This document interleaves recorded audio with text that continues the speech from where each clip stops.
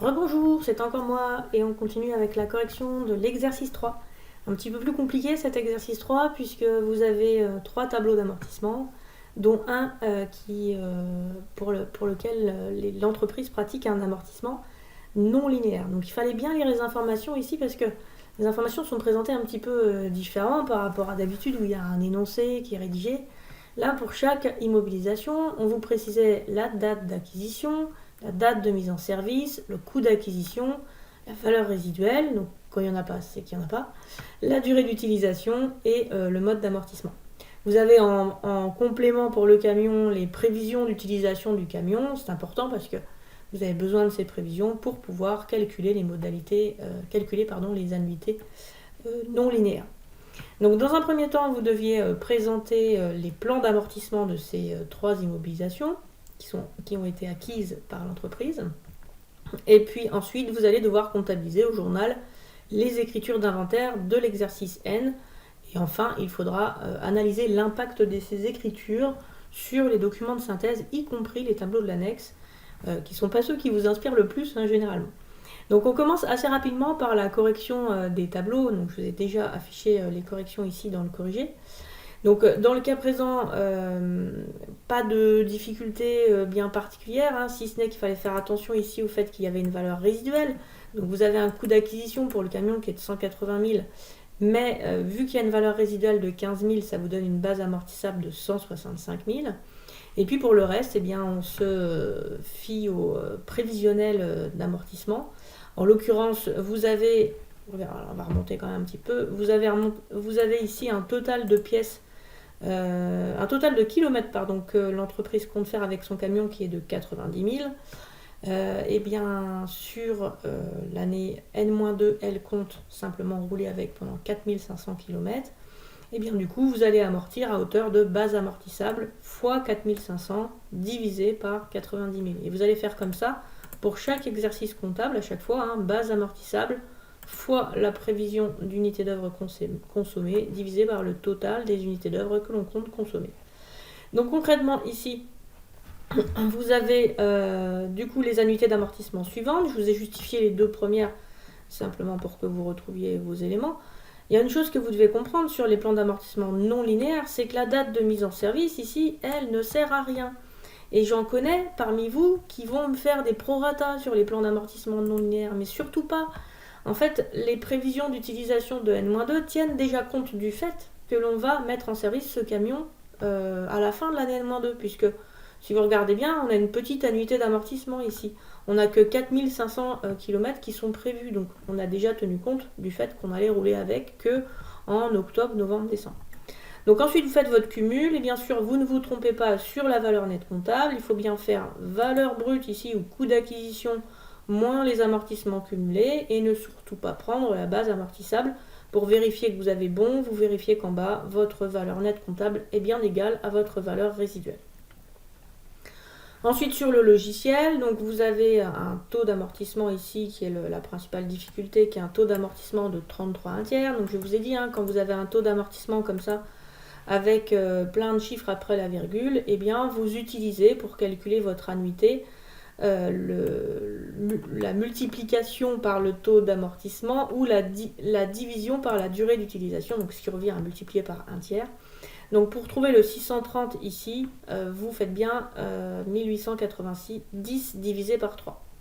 On calcule ensuite, puisque c'est un amortissement linéaire, le prorata qui va concerner la première annuité. Donc ici, entre le 12 novembre et le 30 décembre, j'ai 18 jours d'utilisation sur le mois de novembre et 30 jours d'utilisation sur le mois de décembre. Ça me fait 48 jours de prorata.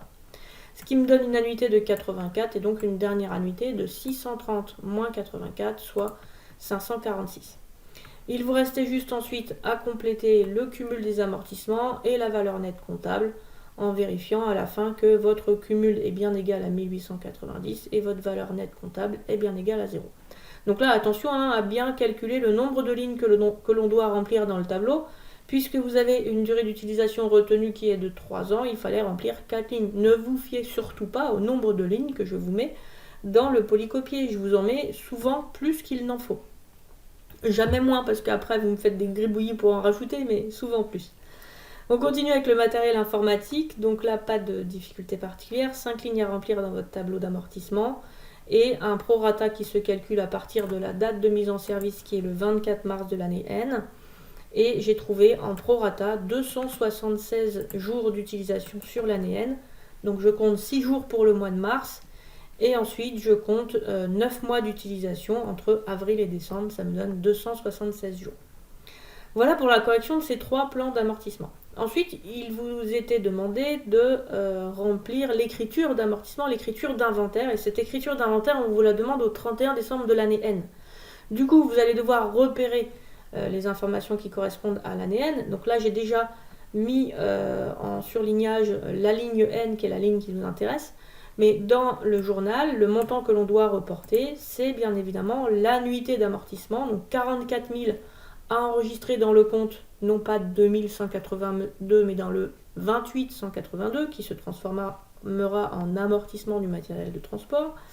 630 dans le compte amortissement des logiciels.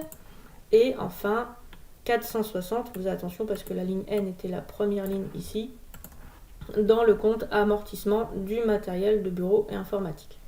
On reporte cela dans l'écriture, donc on reporte cela, on sait qu'à gauche au débit il y a un compte de dotation aux amortissements, 6811.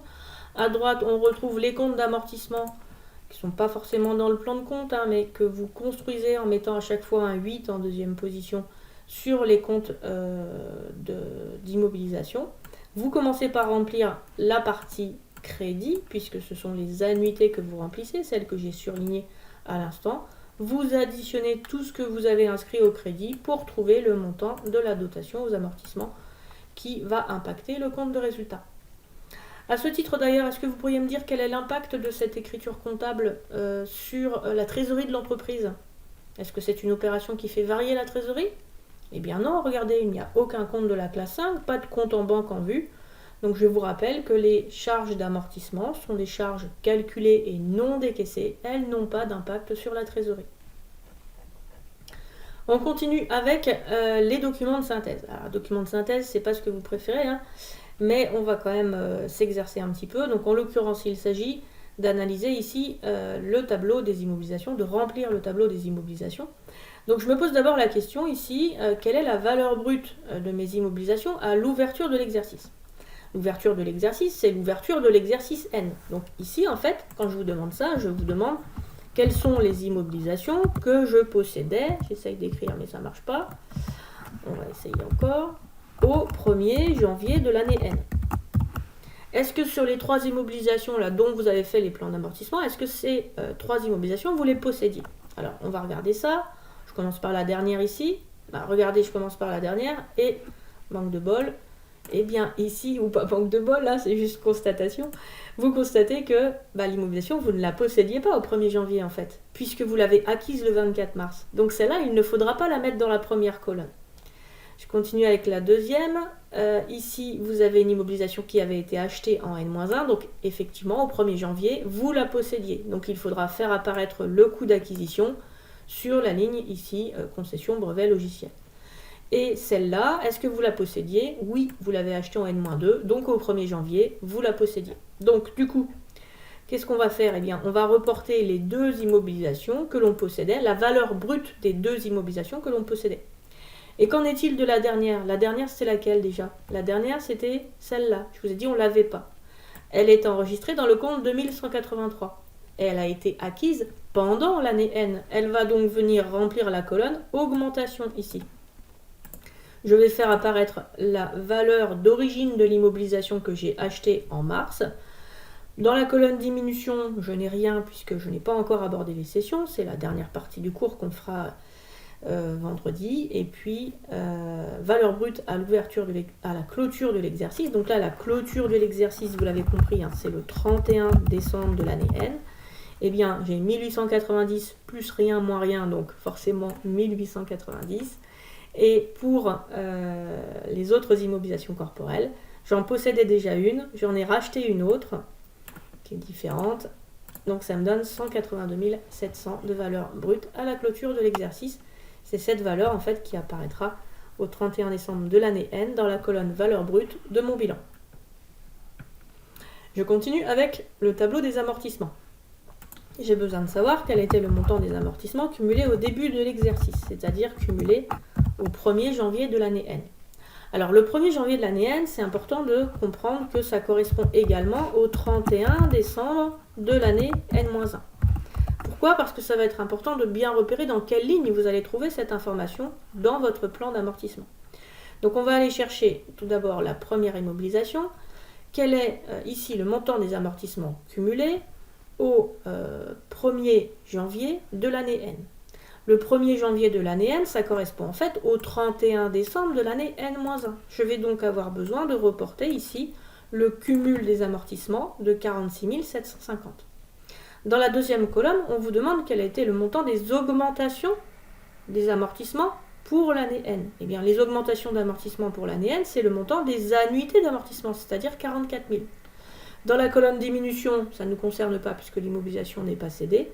Et dans la colonne valeur brute à la fin, pas valeur brute, cumul des amortissements à la fin de l'exercice, eh bien on reportera en fait le montant des amortissements cumulés à la fin de l'exercice qui s'obtient en faisant 46 750 plus 44 000.